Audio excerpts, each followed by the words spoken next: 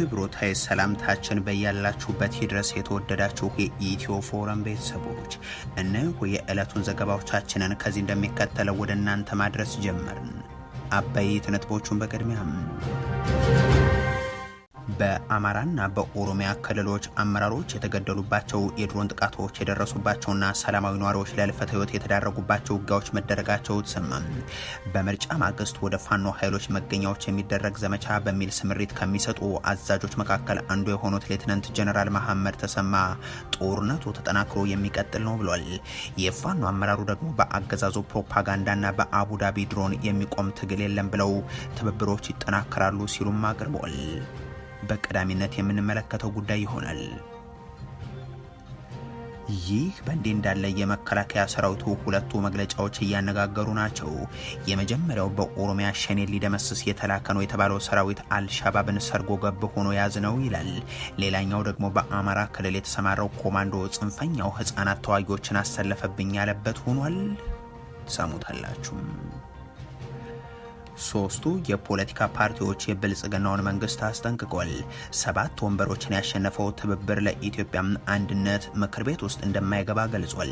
ኦነግ ደግሞ የአብይ አህመድ መንግስት ያለ ምክንያት የሚያደርገውን የወታደራዊ ኃይሎችን ስምሪት በአስቸኳይ እንዲያቆም ሲል አሳስቧል። ኦፌኮ በበኩሉ 8 ዓመታትን የፈጀው ወታደራዊ ዘመቻም ያመጣው ውጤት የለም ሲል ገልጾ ያገዛዙን አካሄድ አውግዟል። ተሳሙታላችሁ። በሀገሪቱ የተለያዩ አካባቢዎች በመቶዎች የሚቆጠሩ ሰዎች ታገቱ። አሽከርካሪዎች ላይ የሚፈጸመው ጥቃትም ቀጥሏል። እንዲህ ያሉት ድርጊቶች የተንሰራፉት አብይ አህመድ እንኳን ሰው ሞባይል በተዘረፈ በሰዓታት ውስጥ ቤት እያንኳኳን እየመለስን ነው ባሉ ተመሳሳይ ወቅት ነው። ይህንንም ይዘናል። የዘር ሐረጋቸው ከኢትዮጵያ የሆኑ የእስራኤል ወታደሮች ወደ ኢትዮጵያ አዋሳኝ አካባቢ ተልከዋል ተባለም። ለሶማሌላንድ የሀገርነት እውቅና ከተሰጠ ከጥቂት ጊዜ በኋላ 50 የሚሆኑ የእስራኤል ወታደሮች ወደ ሀገሪቱ መላካቸውም ታውቋል። ተጨማሪውን አዘጋጅተናል። አሜሪካ ከ10 ዓመታት በኋላ ለመጀመሪያ ጊዜ የኢራን ነዳጅ በአሜሪካ ዶላር እንዲሸጥ በመፍቀድ ቴሄራን ላይ የጣለችውን ማዕቀብ በጊዜያዊነት አነሳች። ይህ በእንዲህ እንዳለ ኢራን የኒውክሌር ተቆጣጣሪዎች እንዲገቡ ልትፈቅድ ነው መባሉን ሐሰት ብላለች። የተወደዳችሁ የኢትዮ ፎረም ቤተሰቦች አብራችሁን ስትቆዩ እነዚህንና ሌሎችንም መረጃዎችን ታደምጣላችሁ። ሰናይ ቆይታ ይሆንላችሁ። በአማራና ኦሮሚያ ክልሎች አመራሮች የተገደሉባቸው የድሮን ጥቃቶች የደረሱበትና ሰላማዊ ነዋሪዎች ለህልፈተ ህይወት የተዳረጉባቸው ውጊያዎች መደረጋቸው ተሰማ። በምርጫ ማግስት ወደ ፋኖ ኃይሎች መገኛዎች የሚደረግ ዘመቻ በሚል ስምሪት ከሚሰጡት አዛዦች መካከል አንዱ የሆኑት ሌተናንት ጀነራል መሐመድ ተሰማ ጦርነቱ ተጠናክሮ የሚቀጥል ነው ብለዋል። የፋኖ አመራሩ ደግሞ በአገዛዙ ፕሮፓጋንዳና በአቡዳቢ የድሮን ጥቃቶች የሚቆም ትግል የለም ብለው ትብብሮች ግን ይጠናከራሉ ሲሉ ተሰምቷል። የ4 ኪሎ መንግስት 5 ተጨማሪ የመግደያ ዓመታት ሰጥተውኛል በሚል ካወጀ ማግስት ጀምሮም የጦርነት ፕሮፓጋንዳ ሚዲያዎቹን፣ የሰራዊት ስምሪት የጦር ክፍሎችን፣ ዛቻ የሹማምንቱን አንደበቶችን የሞሉ ተግባራት ሆኗል። በአማራና ኦሮሚያ ክልል ውስጥ ባለፉት ተከታታይ ቀናት የተደረጉ ውጊያዎች ደግሞም በቢሊዮኖች ዶላር የሚጠይቁ ካፒታሎችን ጭምር አጥፎ እየተዋጋ እንደሚቀጥል ያሳወቀው ስርዓት ማሳያዎች ይሆናሉ። በኦሮሚያ ክልል ሰሜን ሸዋ ደራ ቀጠናና በወለጋ የተለያዩ ስፍራዎች ከታጣቂ ኃይሎች ጋር የተደረጉ ውጊያዎች በድሮን ጥቃት ጭምር የታጀቡም ናቸው። 3 ኃይላት ማለትም የኦሮሞ ነጻነት ጦር፣ የፋኖ ኃይሎችና የአገዛዙ መደበኛም ኢ መደበኛም ኃይሎች የሚንቀሳቀሱበት የደራ ቀጠና ያለፉት ተከታታይ ቀናት ሁነትም አሳዛኝ ገጽታ ያለው ነው። ትናንት አባዶ ኢሉ ጎደ ጫፌም እንደዚሁም ጉዶ መስቀል አቅራቢያን ጨምሮ የተፈጸሙ የድሮንና የከባድ መሳሪያ ጥቃቶች በቁጥር በርካታ የተባሉትን ሰለባ አድርጓል። በተመሳሳይ በተለያዩ ስፍራዎች የተደረጉ የተኩስ ልውጦችም እስካሁን ቁጥራቸው በውል ያልታወቁ ሰዎችን ለህልፈተ ህይወት መዳረጋቸውን ከአካባቢው የወጡ መረጃዎች ያመለክታሉ። በአማራ ክልል የተለያዩ አካባቢዎች የሚደረገው ውጊያ ደግሞ በአመዛኙ ሰራዊቱ ወደ ፋኖ ኃይሎች መገኛ በማሰማራት የሚከናወኑ ሆኗል። በማዕከላዊ ጎንደር ከጎንደር ቅርብ ርቀት ባለው የምስራቅ ደንቢያ ሮቢት አካባቢን ጨምሮ እስከ ጎርጎራ ባለው ቀጠና ትናንት የተደረገው ውጊያ ስምሪትን በወሰደው የአገዛዙ ኃይል እንደዚሁም በፋኖ ኃይሎች አመራሮች ጭምር የህይወት ዋጋን ያስከፈለ እንደሆነ ታውቋል። የፋኖ በአካባቢው የሚገኙ ታጣቂዎችን የሚያስተባብሩ ግለሰቦችም ከተገደሉት ውስጥ መሆናቸው ነው የተሰማው። የመከላከያ ሰራዊቱም ይህንን አውደ ውጊያ በተመለከተ መግለጫ አሰራጅቷል። አማራ አሸናፊ ያላቸውን ግለሰብን ጨምሮም 9 የፋኖ አመራሮች እንደመሰስኩ በሚል ወይና ማርያም ተብሎ በሚጠራ ቦታ አደረኩት ባለውጋም በርካታ የጦር መሳሪያን ማረኩ የሚል ማብራሪያ የቀረበው ከብርሃኑ ጅራው መስሪያ ቤት ነው። መሰል ዘመቻዎች በጎጃም ቀጠናም ከአማኑኤል ወደ ደብረ ቀለሟ ባመራ የብልጽግና ጥምር ኃይል በሞጣ ስተሪውና ደጋዳሞት የተለያዩ አቅጣጫዎች እንደዚህ ውጊያዎች መደረጋቸውም ተነግሯል። በደቡብ ጎንደር እስቴ ክምር ድንጋይ፣ በወሎ ቀጠና ከጎብዬ አቅራቢያም በወራይሉ ገጠራማ ስፍራዎች በተመሳሳይ ወደ ፋኖ ኃይሎች መገኛዎች ስምሪት ተሰጥቶ የተኩስ ልውጦች ተመዝግቧል። በክልሉ የሀገሪቱ ወጣቶችን የማጋደል ፕሮጀክት ለ3 ዓመታት ካስፈጸሙ ወታደራዊ አዛዦች መካከል አንዱ የሆኑት የምስራቅ እዝ አዛዡ ሌትናንት ጀነራል መሐመድ ተሰማም መንግስታችንን ለማፍረስ የሚጥሩ አካላትን አላማ ምን አስቀርተነዋል ይላሉ። በሌላ በኩል ደግሞ አሁንም ጦርነቱ ተጠናክሮ እንደሚቀጥል ያነሱና ጠላቶች እየተባበሩብን ነው በሚል ይከሳሉ። በእርግጥ የውስጥም የውጭም ጠላቶች እየተቀናጁ ነው፣ አደጋንም ይዘው እየመጡ ነው የሚለው በ4 ኪሎ አገዛዝ ሹማምንትም በተላላኪዎቻቸውን በኩል የንግግሮቻቸው ሁሉ ማሟሻ ሆኖ የሚሰማ ጉዳይ ሆኗል። የፋኖ ኃይሎች ቃል አቀባይ አስረስ ማረም በአገዛዙ መሰል ፕሮፓጋንዳም በተባበሩት አረብ ኤሚሬቶች ድሮንም የማይቆም የትውልድ ትግል ላይ ነን ይሉና ትብብር የምናደርገው ደግሞ ማሸነፍን ስለምንሻ ነው ሲሉ ይገልጻሉ። ጥርጣሬ ውስጥ መገባት የሌለበት ነገር የአማራን ህዝብ የህልውና ጥያቄዎችና አጀንዳዎች ኮምፕሮማይዝ በማያደርግ መንገድ ከየትኛውም ኃይል ጋር ከመተባበር የሚያቆመን ነገር የለም። ማሸነፍ እንፈልጋለን። ልናጌጥ አይደለም ጠመንጃ የተሸከምን የመሞት ሱስ ኖሮብን ወይም ደግሞ መሞት መስዋዕትነት መክፈል የ40 ቀን እድላችን ሆኖ አይደለም። ዛሬ የግል ህልማቸውን እየተው በርካታ ወጣቶች በየአውደ ውጊያው እየወደቁ ያሉት ህዝባቸውን ነፃ ሊያወጡ ነው። ጊዜው የሚፈቅደውን ማንኛውንም ትብብር ማንኛውንም ስልታዊ ትብብር ማድረግ ተገቢ ነው። አቅማችንን እናውቃለን፣ ልካችንን በሚገባ እንረዳለን። ሀገር እንዴት መገንባት እንደምንችል ደግሞ ከአባቶቻችን ታሪክ እየተማርንም ጭምር ነው። እነኚህ ትብብርን የሚነቅፉ ሰዎች ትናንት አብይ አህመድ ለፕሬዝዳንት ኢሳያስ አፈወርቂ ቀለበት ሲያስር ቆመው ይጨፍሩ የነበሩ የኤርትራን ሰንደቅ ዓላማ በአዲስ አበባ ጎዳናዎች ሰቅለው ይጨፍሩ የነበሩ ናቸው። ከአማራ ሊቃን ጋር ሂሳብ አወራርዳለሁ ብሎ ከፎከረው ጌታቸው ረዳ ጋር ከሱ ጋር የፖለቲካ ምክር የሚመክሩ ሰዎች ናቸው ዛሬ ስለ ትብብር ሊመክሩ ሊተቹን የሚነሱት። ይህ በእንዲህ እንዳለ የመከላከያ ሰራዊቱ ሁለቱ መግለጫዎች እያነጋገሩ ናቸው። የመጀመሪያው በኦሮሚያ ኦላን ሊደመስስ የተላከው ሰራዊት አልሻባብን ያዘ ይላል። ሌላኛው ደግሞ በአማራ ክልል የተሰማራው ኮማንዶ ጽንፈኛው ህጻናት ተዋጊዎችን አሰለፈብኝ ያለበት ሆኗል። በሰሜን ሸዋ ዞን እድሜያቸው ያልደረሱ ታዳጊዎችን ፋኖ አሰልፎ እየተዋጋ ነው የሚለው መግለጫ ያወጣው በሹማ ብደታው የኮማንዶና አየር ወለድ የጦር ክፍል ነው። እንዲህ ያለው መግለጫ ታዳጊዎች ባይዋጉም ህጻናት ባውደ ውጊያ በቀጥታ ባይሳተፉም ጦረኛ ትውልድ እንዲፈጠር እየሆነ ነው የሚለው ከዚህ ቀደምን በናረጋ ከበደ ጭምር ይነገር የነበረ ነው። ታዳጊ ህፃናትን ስታዩ ትናንት እናንተም እኛም ባገኘነው አጋጣሚ ስንጠይቃቸው ርዕያቸው መልካም ርዕይ የሰነቁ ተማሪዎች ዛሬ በእያንዳንዱ አካባቢ በእያንዳንዱ መንደር የኮባ መሳሪያ፣ የእንጨት መሳሪያ፣ የአገዳ መሳሪያ እየሰሩ ልምምዳቸው ግጭትና ጦርነት በጦርነት አዙሪት የመቆየት አባዜን ትናንት ምንድነው ራይ ዶክተር ምንድነው ፓይለት ምንድነው ይሄ ሲገልጹ የነበሩ ሲናገሩ የነበሩ ህፃናት ዛሬ ባልተገባ ሁኔታ ውስጥ ይገኛሉ። ማርከት አጠቅ ያለ ሀገሩን የጦርነትና የጦር መሳሪያ አንጋቾች ያደረገው የኦህዴድ ብልጽግናው አገዛዝ ወጣቶች እንዳይማሩና እንዳይሰሩም አድርጎም የህፃናት ትምህርት ቤቶችን በድሮን እያወደመም ነገር ግን ታዳጊዎችን ለውትድርና እየመለመለ ስለመሆኑ የራሱ የብልጽግናው ተቋማትም ሲገልጹት የኖሩት ጉዳይ ነው። ዛሬ አንድ የብልጽግና የፕሮፓጋንዳ ማዕከል ከመሆኑ በፊት ኢሰመኮም የ11 ዓመት ታዳጊ የአእምሮ ህመም ያለባቸው የሚጥል በሽታ ያለባቸው ሰዎች ጭምር ለውትድርና በመንግስት ተመልምለዋል የሚል ሪፖርትን ያወጣ እንደነበር የሚዘነጋ አይሆንም። በቅርቡ እንኳን በዛው በአማራ ክልል በጎጃም ቀጠና አደባይ በተባለም አካባቢ የብልጽግናው አመራሮች ሁለተኛ ዙር ፓራ ኮማንዶ አባላትን አሰልጥነን አስመረቅን በሚል በይፋዊ ገጻቸው ላይ ያስተዋወቁት ምስል መነጋገሪያ ነበር።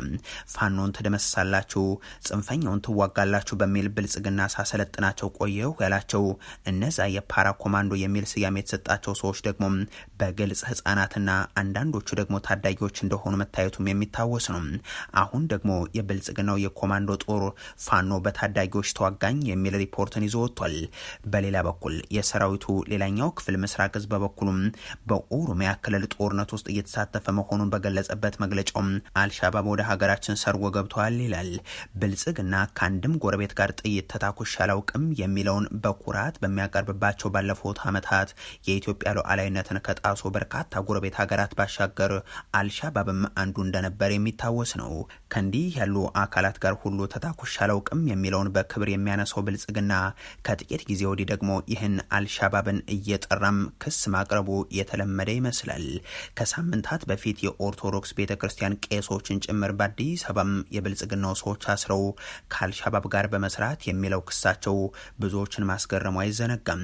የሆነ ሆኖ አሁን ደግሞ የምስራቅ እዝ የኮር አዛዥ የሆኑት ብርጋዴር ጀነራል ፈይሳ የለም በኦሮሚያ ክልል ምዕራብ ሐረርጌ ዞን አንጫር የኦሮሞ ነጻነት ጦርን ደመሰስን ብለው ከዚህም ባሻገር ከሁለት ቀናት በፊት ድንበር የተሻገሩ የአልሻባብ ሰርጎ ገቦችን ያዝን ሲሉ ገልጸዋል። በሀገሪቱ የተለያዩ አካባቢዎች በመቶዎች የሚቆጠሩ ሰዎች ታገቱም። አሽከርካሪዎች ላይ የሚፈጸሙ ጥቃቶችም ቀጥሏል። እንዲህ ያለው ድርጊት የተንሰራፈው አብይ አህመድ እንኳን ሰው ሞባይል በተዘረፈ በሰዓታት ውስጥ ቤት እያንኳኳን እየመለስን ነው ባሉ ተመሳሳይ ወቅት ነው። ዘጋርዲያን ከወራት በፊት ያወጣው አንድ ሪፖርት እገታ በኢትዮጵያ ውስጥ እንደ ወረርሽኝ ሆኗል ሲል አንስቶም የመንግስት አቅም ማነስና የኢኮኖሚ መላሸቅ እንደዚሁም የጦር መሳሪያ በየአካባቢው መከፋፈሉ የወጣቶች ተስፋ መቁረጥና ሌሎችም ዋነኛ ምክንያቶች ስለመሆናቸው ገልጾ እንደነበር የሚዘነጋ አይሆንም። በእርግጥ መንግስት ነኝ የሚለው አካልም የራሱ አጋቾች ባሉበት ሀገር በየቀኑ እገታ፣ በየቀኑ ሞትና ጉዳት መስማት የወቅቱ ሽማምንት እንደተመኙትም ከማህበረሰቡ ጋር ያለማመዱት ማስገረምም ማስደነቅም ያቆመም አሳዛኝ ጉዳይ ሆኗል። ከጥቂት ዓመታት በፊት በሩቁ ይሰሙ የነበሩ የእገታ ዜናዎች ዛሬ በአዲስ አበባ ዙሪያ እየተፈጸሙ ያሉበት ሁኔታ ላይም ተደርሷል። ከትናንት በስቲያ ከአዲስ አበባ 100 ኪሎ ሜትር ራዲየስ አካባቢም ከቡታጅራ አቅራቢያ የተፈጸመው የጅምላ እገታ ደግሞ ለዚህ አብነት ነው። ታጋች እንጂ አጋቾች ማንነታቸው በማይታወቅበት በዚህ ወቅት በማዕከላዊ ኢትዮጵያ ክልል ምስራቅ ጉራጌ ዞን በርካታ ተሳፋሪዎች ከተለያዩ ተሽከርካሪዎች ላይ እንዲወሰዱም ሆኗል። አሽከርካሪዎች አጋቾች ከአዲስ አበባ ቡታጅራ ባለው መንገድ ጢያ ከተማ ወጣ ብሎ 2 የህዝብ መኪና ሙሉ ተሳፋሪን አፍነው ወስደዋል ሲሉ ይፋ አድርገዋል። ይህ በመቶዎች የሚቆጠሩ ሰዎች በአንድ ጊዜ የታገቱበት አዲስ መስመርን ጨምሮ በኦሮሚያ ክልል በመተሐራ መንገድ በየቀኑ እገታ መስማትን የተለመደ ነው። ከአዲስ አበባ ጎጃም የሚወስደው መንገድ ላይ ደግሞ አጋቾች ለታጋቾች ማስለቀቂያ ሊከፍሉ የሚሻገሩ ቤተሰቦችን የሚያግቱ የመንግስት የጸጥታ ኃይሎች ጭምር ያሉበት ነው። ይህ የእገታና ጥቃት ድርጊት ከሚስተዋልባቸው አካባቢዎች መካከል በአማራ ክልል ከባህር ዳር መራይ መንገድ አንዱ ሲሆን ትናንትም ይኸው ጥቃት ተከፍቶበት እንደነበር ታውቋል። ከትናንት በስቲያ ደግሞ ሌላ ተሽከርካሪ በዚሁ አካባቢ በታጣቂዎች መታገቱ ነው የተሰማው። ከ3 ቀናት በፊትም ከመተማ ጎንደር ባለው የመንገድ ክፍል በተለምዶ አይምባ በተባለ ቦታ 4 አሽከርካሪዎች ታግተው መወሰዳቸውን አሽከርካሪዎቹ ይፋ አድርገዋል። በሀገሪቱ ከሚንቀሳቀሱ በርካታ አስተዳደር በየስፍራው ካላቸው ኃይሎች መካከል አንዱ ብቻ መሆናቸውን በተዘዋዋሪም ቢሆን ያመኑት የዘመኑ ሹማምንት እኛ የምንገዛው የኢትዮጵያ ክፍል አዲስ አበባ ላይ ሞባይል ሲሰረቅም በሌሊት ቤት እያንኳኳን እየመለስን ነው ያሉትም በዚሁ ሰሞን ነው። ለመጀመሪያ ጊዜ ኢትዮጵያ የመጡ ናቸው ከውጭ ሀገር። ቀን ተዘዋውሮ ሪቨርሳይድ የከተማ ኮሪደር አይተው በኢትዮጵያ ተደንቀው እንዴት የምታምር ሀገር ናት ብለው ማታ ላይ ከሀያት ሆቴል ወጥተው ወክ ሲያደርጉ 2-3 ሰዎች በጋራ ሄደው ሞባይላቸውን ይሰርቁባቸዋል። ማታ 4 ሰዓት ገደማ ሞባይል ተወሰደባቸው። 4 ሰዓት ከ5 4 ሰዓት ከ10 ለአዲስ አበባ ፖሊስ ተደወለላቸው። ብታምኑም ባታምኑም 9 ሰዓት ከ5 ሰዓት በኋላ 9 ሰዓት ላይ አንኳክቶ የአዲስ አበባ ፖሊስ ሞባይላቸው መለሰላቸው። በተከለችው ዛፍ ነበር ስናደንቅ የዋል ነው። ይሄንን ተአምር ግን አልጠበቅንም። እንኳን በነፃ አንኳክቶ በራችን የሚያመጣ ፖሊስ ገንዘብ ተደራድረን ከፍለን እንኳን መልሰን ስልካችን እናገኛለን ብለን አልገመትንም። ሶስቱ የፖለቲካ ፓርቲዎች የብልጽግናው መንግስትን አስጠንቅቋል። 7 ወንበሮችን ያሸነፈው ትብብር ለኢትዮጵያ ምክር ቤት እንደማይገባ ገልጿል። ኦነግ የአብይ አህመድ መንግስት ያለ ምክንያት የሚያደርገውን የወታደራዊና የጸጥታ ኃይሎች ስምሪትን በአስቸኳይ እንዲያቆም ሲል አስጠንቅቋል። ኦፌኮ ደግሞ 8 ዓመታትን የፈጀው ወታደራዊ ዘመቻ የታጣቂዎችን ቁጥር አይነት ከማብዛትና የንጹሐንን እልቂት ከማሳደግ ውጭ ያመጣው ውጤት የለም ሲል ያገዛዙን አካሄድ አውግዟል። እነዚህ 3 የፖለቲካ ፓርቲዎች በብልጽግናው የምርጫ ድግስ የየራሳቸውን ምክንያት አቅርበው የተሳተፉ ናቸው። በአዲስ አበባ በአማራና በማዕከላዊ ኢትዮጵያ ክልሎች 2 የህዝብ ተወካዮች ምክር ቤትና 5 የክልል ምክር ቤት በድምሩ 7 የምክር ቤት ወንበሮችን ያገኘው ትብብር ለኢትዮጵያ አንድነት ያገኘውን መቀመጫ እንደማያስረክብና ምክር ቤት እንደማይገባ አሳውቋል። ምርጫውን የጨረባ ሲሉ የገለጹት የትብብሩ አመራር አቶ ጌትነት ወርቁም በሀገሪቱ ያለው የሰላም እጦትና ጠባብ የፖለቲካ ምህዳር ለውሳኔያቸው በዋና ምክንያትነት አቅርበውታል። የብልጽግናው መንግስት ወደ ንግግርና ድርድር እስከሚመጣ ድረስ እውቅና እንደማይሰጡት የገለጹት ኃላፊው ዓለም አቀፉ ማህበረሰብም ለምርጫ እውቅና እንዳይሰጥ ቅስቀሳ እያደረጉ ስለመሆኑ ነው የገለጹት። ተመራጮቹ የፖለቲካ ፓርቲውን ውሳኔ ጥሰው ወደ ምክር ቤት የሚገቡ ከሆነም የሞራልና የህግ ኃላፊነት እንደሚጠይቃቸው አስጠንቅቀው ከፓርቲ መባረርን ጨምሮ ጠንካራ የስነ ምግባር እርምጃዎች ይወሰዳል ሲሉም አሳስቧል። ሌላኛው ፓርቲ ደግሞ ኦነግ ሲሆን ኢዜማ መቀመጫ በተሰጠው ጨፌ ኦሮሚያ አንድም መቀመጫ ሳያገኝ ግን ቀርቷል። የዳውድ ኢብሳው ኦነግ በመግለጫው በኦሮሚያም ሆነ በመላው ኢትዮጵያም ያለው ቀውስ የምርጫ ድልም በማወጅ ሊፈታ አይችልም ይላል። የከፋ አደጋን ለመከላከል ጊዜ ሳያጠፉ አሳታፊ እውነተኛና ግልጽ የሆነም ሀገራዊ የፖለቲካ ውይይት ሊደረግ ይገባል ሲልም ነው ያሳሰበው። የብልጽግናው መንግስት ያለ ምክንያት የሚያደርገውን የወታደራዊና የጸጥታ ኃይሎችን ስምሪት በአስቸኳይ እንዲያቆም፣ እንደዚሁም ያለውን የህዝብ ብሶት በፍትህ በእውቀትና በእርቅ ለመፍታት እውነተኛ የፖለቲካ ፍላጎትና ቁርጠኝነትን በማሳየት ለኦሮሞ ህዝብ መረጋጋትን እንዲያረጋግጥ እንጠይቃለን ሲል ገልጿል። በሌላ በኩል ኦነግ በሰሜን ኦሮሚያም የጽምዶ ያላቸውን ኃይሎች በአካባቢው ነዋሪዎች ላይ ጉዳት ያስከተሉ ጥቃቶችን ሞክረዋል በማለት ከሷል። የነ ፕሮፌሰር መረራ ጉዲናው ኦፌኮ ደግሞ በኦሮሚያ ክልል እየተባባሰ የመጣውን የጅምላ ግድያም፣ የዜጎች መፈናቀል እንደዚሁም በሃይማኖትና በብሔር ላይ ያነጣጠረ ጥቃትን አስመልክቶ ዝርዝር መግለጫውን አሰራጅቷል። የኦሮሚያ ሰላማዊ ህዝብ በአሁኑ ወቅት በመንግስትና በታጣቂዎች መካከል ባለው ጦርነት አስከፊ እልቂቶች እየደረሰበት ነው ያለው ኦፌኮም በተጨማሪም ከተለያዩ ቡድኖች የተገነጠሉ ስብስቦች፣ አጋጣሚውን የሚጠቀሙ ሽፍቶች እንደዚሁም በተለያዩ ስሞች እንዲሰማሩ የተደረጉ ቡድኖች የቀውስ ማዕከል አድርገውታል ብሏል። ክርስቲያኖችን ገድሎ በሙስሊሞች፣ ሙስሊሞችን ገድሎ በክርስቲያኖች ላይ ማላከክ እንደዚሁም አማራና ኦሮሞን ማጋጨት፣ ማህበራዊ እሴቶችን በማፍረስ በደም መፋሰስ ውስጥ ጠባብ የፖለቲካ ዓላማን ለማሳካት የተቀየሰው ስልት እጅግ በጣም አደገኛ ነው ሲልም ነው ያከለው። ኦፌኮ የዚህ አውዳሚ ግጭት ከእለት ወደ እለት መስፋፋት ከመንግስት በኩል እየተወሰደ ያለው የፖለቲካ ጥያቄዎችን ሁሉ በወታደራዊ መፍትሄ ለማበጀት እየተደረገ ያለው ጥረትም ውጤት አልባ መሆኑ በገሃድ ታይቷል ብሎ ያምናል። ወታደራዊ ኃይልን ለኦሮሚያም ሆነ ለኢትዮጵያም ሰላም ሊያመጣ ይችላል ተብሎም የሚታሰብ አይሆንም። 8 ዓመታትን የፈጀው ወታደራዊ ዘመቻ የታጣቂዎችን ቁጥርና አይነት ከማብዛትና የንጹሐንን እልቂት ከማሳደግ ውጭ ያመጣው ለውጥም የለም ሲል አንስቶም በዘላቂ ድርድር የሚቋጭ መፍትሄን ለማምጣት አስቸኳይ አካታችና ቅድመ ሁኔታም የሌለው የፖለቲካ ውይይትና ድርድር እንዲጀመር የሚል ጥሪ አስተላልፏል። ኢትዮጵያን ጨምሮ የአፍሪካ የዘር ሀረግ ያላቸው የእስራኤል ወታደሮች በሶማሌላንድ መሰማረታቸው ተሰማ። የእስራኤል መንግስት በተለይም የዘር ሀረጋቸው ከኢትዮጵያ የሆኑ እስራኤላውያን ወታደሮችን ያካተተ የጦር ኃይል ወደ ሶማሌላንድ ማሰማራቱን ሚድል ኢስት አይ አንድ ከፍተኛ የሶማሊያ መንግስት ባለስልጣንን ዋቢ አድርጎ ዘግቧል። ስማቸው ያልተጠቀሰው ባለስልጣኑ ለሚዲያው እንደገለጹት እስራኤል በታህሳስ ወር 2018 ለሶማሌላንድ የሀገርነት እውቅና ከሰጠች በኋላ በጥቂት ጊዜ ውስጥ ወደ 50 የሚጠጉ የእስራኤል ወታደሮችን ወደ ሀገሪቱ ልካለች። ባለስልጣኑ ወታደሮቹ አፍሪካዊ መነሻ ካላቸው እስራኤላውያን በተለይም የዘር ሀረጋቸው ኢትዮጵያ ከሆኑት መካከል ተመርጠው መሰማራታቸውን ጠቅሰው ይህም የሰዎችን ትኩረት ሳይስቡ ከአካባቢው ማህበረሰብ ጋር በቀላሉ ተቀላቅለው ለመንቀሳቀስ እንዲችሉ ታስቦ የተከናወነ ነው ብሏል።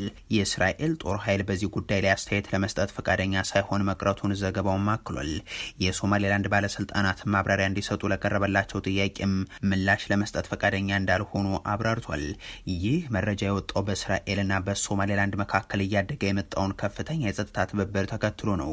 ባለፈው ሳምንት የእስራኤል መከላከያ ሚኒስትር እስራኤል ካትዝ ከሶማሌላንዱ ፕሬዚደንት አብዱራህማን ማህዲ አብዱላሂ ጋር በተገናኙበት ወቅት ሁለቱ ወገኖች ከህዝብ እይታ ውጭ በሚስጥር ለአመታት በትብብር ሲሰሩ መቆየታቸውንና ሂደቱም እስካሁን ሚስጥራዊነቱ ተጠብቆ የቆየ ስለመሆኑ ገልጸው ነበር። ከቅርብ ጊዜ ወዲህ እስራኤል በሶማሌላንድ ውስጥ ወታደራዊ መሰረተ ልማት ሊኖራት ይችላል የሚሉ ግምቶች በከፍተኛ ሁኔታ እየጨመሩ ቢመጡም የሶማሌላንድ መከላከያ ሚኒስትር ግን እስራኤል በሀገሪቱ ውስጥ ምንም አይነት ወታደራዊ የጦር ሰፈር እንደሌላት በይፋ አስተባብለዋል። የእስራኤሉ ጠቅላይ ሚኒስትር ቤንያሚን ኔታንያሁ ደግሞ በቅርቡ ሶማሌላንድ ኤምባሲዋን በኢየሩሳሌም መክፈቷን በአድናቆት ማቅረባቸው የሚዘነጋ አይሆንም። ኢራን ከኒውክሌር ፕሮግራሟ ጋር በተያያዘ ይደረጋል የተባለውን ድርድር በተመለከተ የሚሰራጩ መረጃዎችን አስተባበለች። ይህ በእንዲህ እንዳለ አሜሪካ በኢራን ነዳጅ ላይ የጣለችው ማዕቀብ ማላላቷ ተሰምቷል። ጦርነቱን ለመቋጨት ከአሜሪካ ጋር የተደረገው የመጀመሪያው ዙር ንግግር መጠናቀቁን ተከትሎም ኢራን ዓለም አቀፍ የኒውክሌር ተቆጣጣሪዎች ወደ ሀገሪቱ እንዲገቡ ልትፈቅድ ነው መባሉን ነው ቴሄራን ያስተባበለችው። የአሜሪካው ምክትል ፕሬዚደንት ጄዲ ቫንስ በስዊዘርላንድ ከተካሄደው ድርድር በኋላ ባደረጉት ንግግርም ከዓለም አቀፉ የአቶሚክ ኤነርጂ ኤጀንሲ ጋር የሚካሄዱ ውይይቶች ዛሬ ሊጀመሩ ይችላሉ ብለው ነበር። የኢራን የውጭ ጉዳይ ሚኒስትር ግን ለሀገሪቱ የመገናኛ ብዙሃን በሰጠው ማብራሪያም የኒውክሌር ቁጥጥርን በተመለከተ እየተገባ አዲስ ቃል የለም ብሏል። የአሜሪካው ምክትል ፕሬዚደንት ጄዲ ቫንስ በስዊዘርላንድ ከጋዜጠኞች ጋር በነበራቸው ቆይታ ወቅት የኒውክሌር ተቆጣጣሪዎች ወደ ኢራን የሚመለሱት መቼ እንደሆነ ተጠይቀው ነበር። ለዚህ ምላሽ ሲሰጡ ደግሞ ቢያንስ በዚህ ሳምንት እንደሚጀመር፣ ከተቆጣጣሪዎቹ ጋር የሚደረገው ንግግር ግን ዛሬ ጭምር ሊካሄድ እንደሚችል መግለጻቸውም አይዘነጋም። የአሜሪካው ፕሬዚደንት ዶናልድ ትራምፕም ኢራን በዋና ዋና የጦር መሳሪያዎቿ ላይ ፍተሻ እንዲካሄድ ተስማማለች በሚል በማህበራዊ የሚዲያ ገጻቸው ላይ ጽፏል። ኢሪና ለተሰኘው ለኢራን መንግስት የዜና ወኪል ቃለ መጠይቅ የሰጡት የቴሄራን የውጭ ጉዳይ ሚኒስትር ቃል አቀባይ እስማኤል ባቃኤ ግን ሀገራቸው የኒውክሌር ተቆጣጣሪዎችን በተመለከተ ምንም አይነት አዲስ ቃል እንዳልገባች ነው የተናገሩት። ከተባበሩት መንግስታት ተቆጣጣሪዎች ጋር የሚደረግ ማንኛውም ግንኙነት የሚከናወነው በፓርላማውና በጠቅላይ የብሔራዊ ደህንነት ምክር ቤት በተቀመጡ ነባር አሰራሮች መሰረት ብቻ ይሆናል ሲሉም በአጽንኦት ተናግሯል። ዓለም አቀፉ የአቶሚክ ተቆጣጣሪ ኤጀንሲ በጉዳዩ ላይ እስካሁን የሰጠው አስተያየት የለም። ይህ በእንዲህ እንዳለ ዋሽንግተን ከ10 ዓመታት በኋላ ለመጀመሪያ ጊዜ የኢራን ነዳጅ በአሜሪካ ዶላር እንዲሸጥ በመፍቀድ ቴሄራን ላይ የጣለችውን ማዕቀብ በጊዜያዊነት አንስታለች። ለ60 ቀናት የሚቆየው የማዕቀብ ማላላት እርምጃም ትናንት ይፋ የተደረገው በአሜሪካ ግምጃ ቤት በኩል ነው። ይህ እርምጃ የኢራንን ኢኮኖሚ አንቆ የያዘና ለረጅም ጊዜ የቆየው የአሜሪካ ማዕቀብ ዋነኛ ምሰሶች እንዲወገዱ የሚያደርግ ተብሎለታል። በዚህ የአስቸኳይ ጊዜ ፍቃድ መሰረት ኢራን እስከ ነሐሴ ወር ድረስ ድፍድፍ ነዳጅ እንደዚሁም የፔትሮ ኬሚካል ምርቶችን ማምረት መሸጥና መላክ ትችላለች። ይህ ማዕቀብ እፎይታ የኢራን ነዳጅ በቀጥታ ወደ አሜሪካ እንዲገባም የሚያስችል ሆኗል። በተጨማሪም የኢራን የባንክ ዝውውር፣ ኢንሹራንስና ትራንስፖርት ዘርፍ ላይ የተጣለው ማዕቀብ መነሳቱ ቴሄራን ከዚህ ቀደም ድፍድፍ ነዳጇን ለመሸጥ ስትከተል የነበረውን ውስብስብ አሰራር ያስቀርላታል። የተወደዳችሁ የኢትዮ ፎረም ቤተሰቦች ለዛሬ ያሉን መረጃዎች ይህንን ይመስሉ ነበር። አበቃን። ቸር ያሰማን።